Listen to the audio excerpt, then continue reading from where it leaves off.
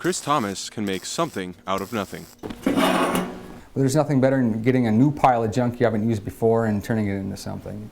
He uses materials from used gas tanks, old forks, and even garden tools. He uses his skills. If it's iron, I can weld to it. To turn useless junk into art. When you watch people come up and look at things, they're always smiling. And so, you know, that's a good feeling. Thomas used to work for excavating companies such as Bobcat, but his love of art led him in a different direction in his craft. Decided one day I would try to do it full time, and that was 2 years ago, and I've been able to make it this far. Now he is his own boss, but it's not easy.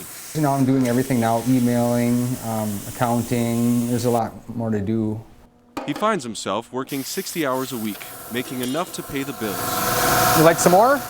But someone with his skills could be making 3 times more than that up in the oil patch.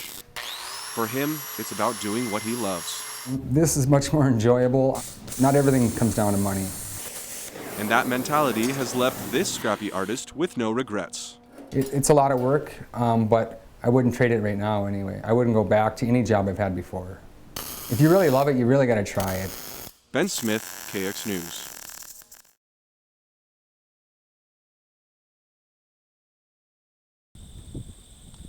If you were to ask John Schultz, he would say this is the best land in the state. Well, look at it. I don't think you can find a more beautiful setting in North Dakota than this is. He spent over 30 years ranching on this land close to the Heart River, raising cattle as well as a family. It does mean a lot to me, and I'm hoping that we can protect it and pass it on to our kids and their kids. I hope it looks just like it does now. But should North Dakota's newest pipeline become a reality, this serene landscape may not last for long. The Dakota Access Pipeline is currently in the planning stages. 1,100 miles of pipeline would carry oil from the Williston area all the way down to southern Illinois. The landowners in this area know that the pipeline is a necessary thing for North Dakota. They're concerned about the implications and the impacts of the pipeline. In August, Schultz and other landowners were contacted by Energy Transfer Partners. The company announced the pipeline's proposed route would affect over 200 tracts of private land in Morton County. They're asking ranchers to sign an agreement that would give them permanent control of the 50 feet surrounding the pipeline. Lee Ingalls said they were less than cordial. They didn't seem to respect much on property lines. They didn't respect private driveways. When I asked them what they were doing down here, they seemed to be elusive. Ingalls' family has been ranching along the Heart River for 4 generations. He said he never thought the oil play could extend to his land in Morton County. These people are going to build a pipeline and get it done quick because they've got a completion date and they want to leave.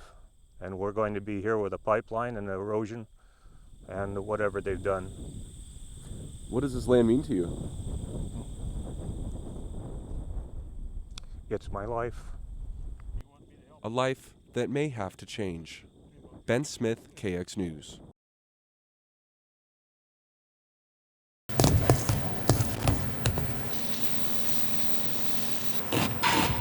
Every day, the cooks at Terra Nomad start out by getting food ready for lunch, just a short while before it's served.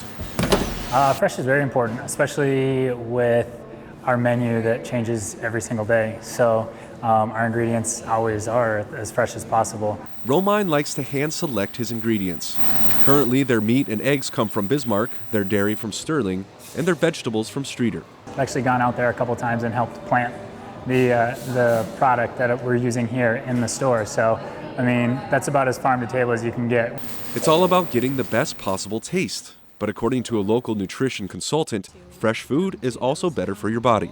The closer you can eat a fruit and vegetable to the time that it's picked, the fewer nutrients will be lost. She says there are a small but growing number of restaurants using local foods in the Bismarck-Mandan area. But one local chef has been doing this for about a decade. Morel mushrooms and asparagus, it's that time of the year, so we would naturally want to use that. Stuart Tracy says North Dakota's short growing season does limit access to certain ingredients. So are we going to go and pick limes and lemons and oranges and grapefruits and things like that require a totally different climate? No, but can we get strawberries? Can we get raspberries? Those types of things, yeah. But he says with expanding knowledge and support for locally sourced foods, the time frame when North Dakota farmers cannot produce might become a little smaller. At the same time, the amount of fresh options might continue to grow. Reporting in Bismarck, Ben Smith, KX News.